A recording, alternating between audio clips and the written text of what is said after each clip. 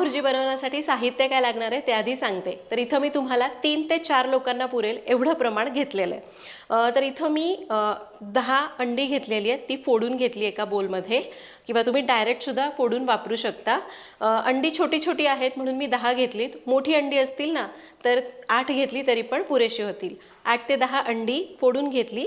त्यासाठी 3 ते 4 मध्यम आकाराचे कांदे बारीक चिरून घ्यायचे। 3 चांगले पिकलेले टोमॅटो एकदम बारीक चिरायचे। भुर्जीला कांदा टोमॅटो भरपूर घालायचा, मग त्याला चव चांगली येते। त्याचबरोबर आपल्याला लागेल 2 टेबलस्पून तेल, 2 टेबलस्पून बटर, थोडीशी कोथिंबीर, 3 ते 4 हिरव्या मिरच्या बारीक चिरून घेतल्या,